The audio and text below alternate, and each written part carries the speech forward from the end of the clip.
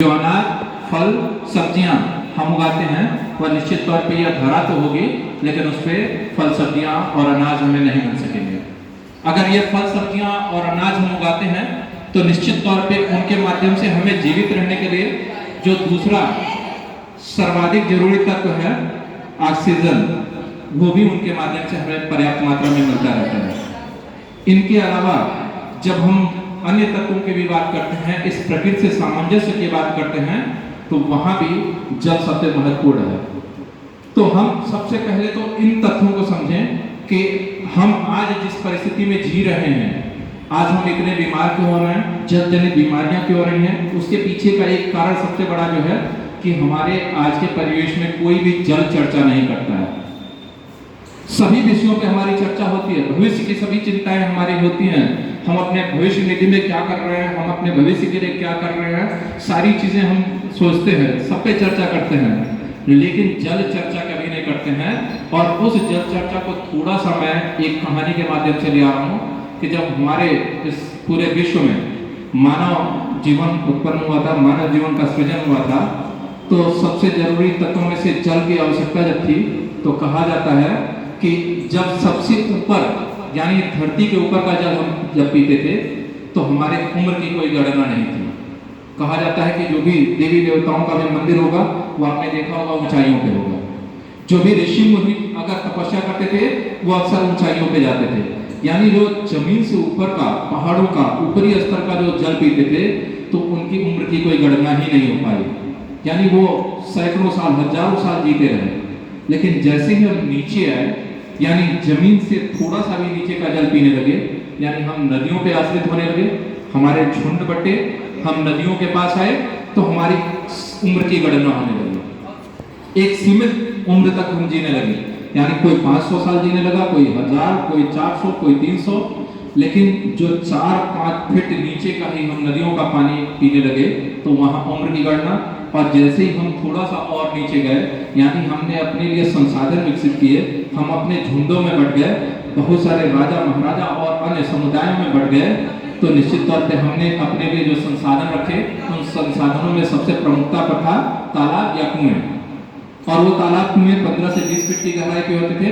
सिर्फ हम इतनी ही गहराई में गए तो हमने देखा कि हम 150 से 200 के आसपास की उम्र तक, सीमा तक सिमटने लगे।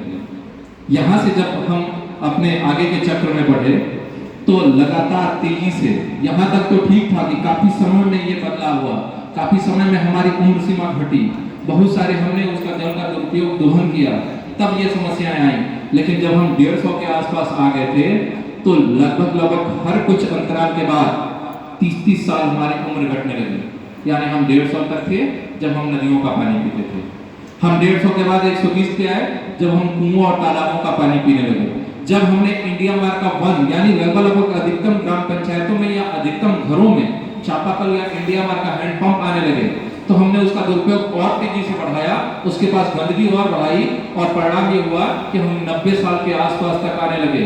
यानी आज से कुछ साल पहले तक बचपन में हम सभी ने लगभग सुना होगा कि 100 साल, 120 साल हम लोग जीते थे। वो वही दौर था जब तेजी से संसाधनों का विकास हो रहा था, हमारे घरों में भी ये संसाधन आ रहे थे, किसी के घरों में टुल्लू पंप आ रहे थे, किसी के घरों में ये चापाकल और बाकी संसाधन आ रहे थे, तेजी से विकास हो रहा था, हम विकसित हो रहे थे। लेकिन उस विकास के साथ साथ हम जो दोहन कर रहे थे उसका परिणाम हमको भुगतना पड़ रहा था कि हमारी उम्र घट रही थी। और जब हमने इंडिया मार्क 2 की कल्पना की तो हमने देखा कि वहां भी 30 साल के आसपास घट गई। और अभी उपस्थित सभी लोगों से मैं जानना चाहता हूं कि जब इंडिया मार्क 2 यानी 150, 200 फीट, 250 फीट, कई लोग समर पंप का इस्तेमाल कर रहे हैं, काफी गहराई तक के बोरवेल उनके पास है, उसका जब हम जल सेवन कर रहे हैं तो औसत उम्र हमारी सरकार ने कितनी रखी है? 60। वही 90 से 30 साल घट के आया। और अब सोचिए कि अब सरकार ने ये कहा है कि हम सभी के घरों तक हर घर नल से जल की जो योजना लाए हैं, उसमें कम से कम जो 3rd स्टेज है, तीसरा लेवल है, वहां तक हम पहुंचने वाले हैं।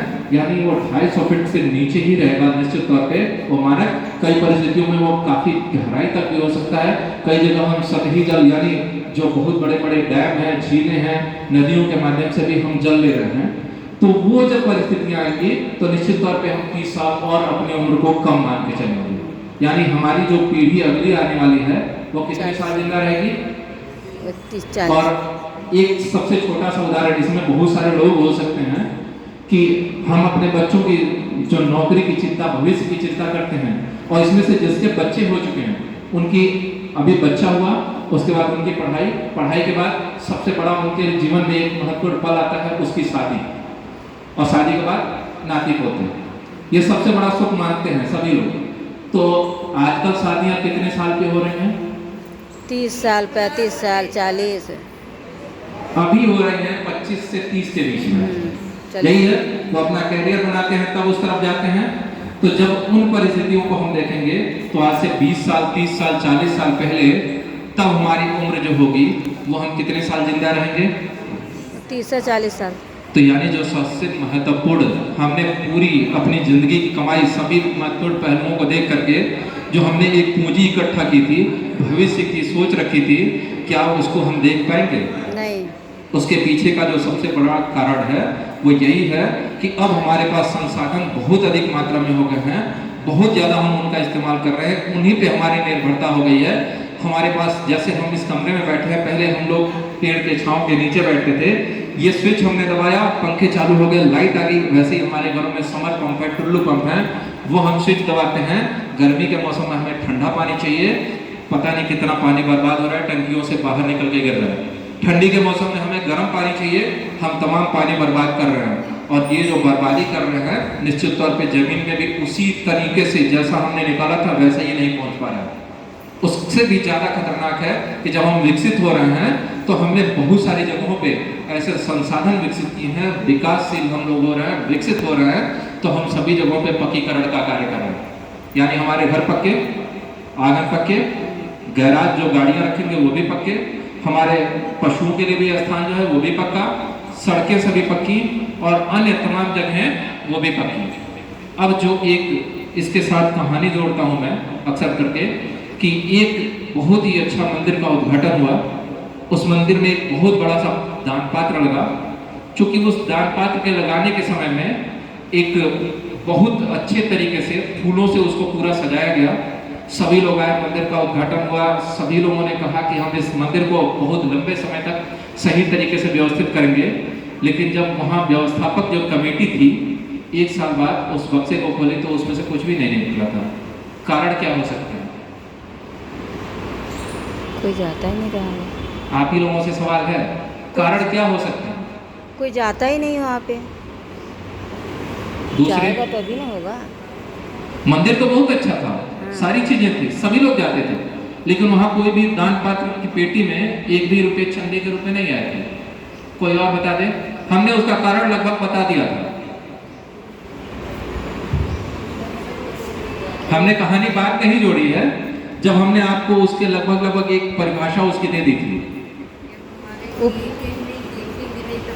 नहीं समझ में आ रहा? हमने अभी एक उदाहरण दिया था कि धरती में वो जल नहीं जा रहा है क्योंकि हमने सभी जगहों पे पक्का कर दिया। बारिश तो हो रही है, यहाँ हमने नीचे से निकाला और ऊपर से कहीं ना कहीं बहा रहे हैं, लेकिन वो जमीन में इसलिए नहीं जा रहा है क्योंकि वो जमीन में जाने के लिए जो छेद है, जो धरती है, जो हिस्सा जिसके माध्यम से जाना वो नहीं है। यानी उस दान पेटी में भी जिसने बनाया था वो छेद करना ही भूल गया था कि वो दान पेटी में कुछ भी डाल डाला सके। हमने इसीलिए आपको वो कहानी बताई थी, वो विकास के पैमाने बताए थे कि जब हम इन बिंदुओं पे ध्यान नहीं देंगे तो निश्चित तौर पे हमने सभी जगहों पे पक्कीकरण कर लिया, नालियां पक्की, सड़कें पक्की, घर पक्के, सभी जगह पक्का। अब वो जो बारिश का भी पानी, क्योंकि एकमात्र विकल्प है जो हमारी इस धरती में वो जल बढ़ाएगा, भूमिगत जल या कहीं पे भी जल बढ़ाएगा, उसका सिर्फ एक ही माध्यम है कि यह हमारी धरती जो है उसको सोखने की क्षमता हम बढ़ा दें। और वो पहले होता था कि हमारे पूर्वजों ने मिट्टी निकाल करके मकान बनाए थे, तो जो मिट्टी निकालते थे उस गढ़ी तालाब से निकालते थे, तो वहाँ उसकी सफाई हो जाती थी। आज मनरेगा के माध्यम से सरकार को सफाई करनी पड़ रही है। ये छोटा सा एक बिंदु मैंने इसीलिए आपको बताया क्योंकि आज जब सरकार का आंकड़ा गिनती किया गया